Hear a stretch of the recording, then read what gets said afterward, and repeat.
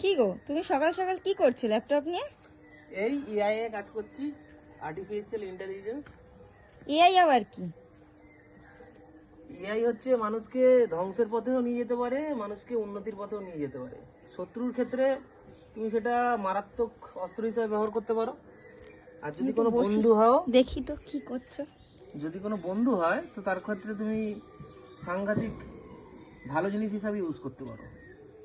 তোমার কি শত্রু শত্রু আছে নাকি কিছু? হ্যাঁ, তো এআই সম্পর্কে ইনফরমেশন। AI photo editor. এখানে তুমি তোমার যদি নর্মাল ফটো দিয়ে দাও, ঠিক আছে, পুরো ব্ল্যাক আসছে, ব্রাইটনেসটা বাড়াও, বোঝা ব্রাইটনেস যাচ্ছে না। বেশি দেওয়া যাবে না, এলএনডি সামনে নিয়ে যাও, অসুবিধা নেই।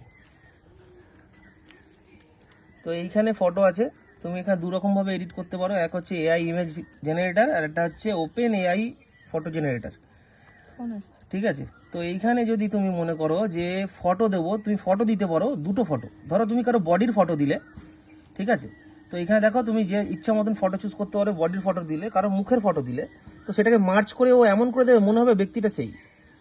এবার হলো এটা, ধরো কারোর প্রতি শত্রুতা আছে, তুমি অন্যের মুন্ডু আর অন্যের বডি লাগাতে যাও খারাপভাবে, সে নেকেড হতে পারে, যা হতে পারে। তুমি এবার মনে করো যদি তার ফটোটাকে ভাইরাল করবে, তো তার জন্য কি লাগে, কাস্টম ব্রডকাস্ট। এইটা ওয়াটি, এই যে ওয়াটিটা থাকে, ওয়াটিটার কাজ হচ্ছে এ হোয়াটসঅ্যাপে সর্বোচ্চ 1000 পর্যন্ত ফটো পাঠাতে পারে উইদাউট আইপি অ্যাড্রেস ট্র্যাকিং। মানে তুমি ফটো পাঠাবে অথচ তোমার নাম্বারও আসবে না, তোমার আইপি অ্যাড্রেসও আসবে না, কিন্তু 1000 জনের কাছে চলে যাবে এই ফটোটা। এবং এখনকার দিনে সাম দাম দণ্ড ভেদ, সাম দাম দণ্ড আগেকার দিনে চলে গেছে, যেটা হাতে হতো, অস্ত্রে হতো, যুদ্ধ হতো, এখন হয়ে গেছে এআই। এআই মানুষের লাইফটাও শেষ করে দিতে পারে, এআই মানুষের লাইফকে উন্নত করে দিতে পারে। যেরকম চ্যাট জিপিটির মাধ্যমে তুমি চাইলে সমস্ত প্রশ্নের উত্তর পেতে পারো, এবং জিপিটির কাছে চাইলে তুমি যদি পারো আর্মস, অস্ত্র, সবকিছুর জিনিসও পেতে পারো। এবার তোমার উপর নির্ভর তুমি সেটাকে কিভাবে প্রয়োগ করবে। এবার যার মধ্যে শয়তানি থাকবে সে শয়তানি করবে, যার মধ্যে ভালো থাকবে সে ভালো থাকবে। প্রত্যেকটা মানুষ কি আছে?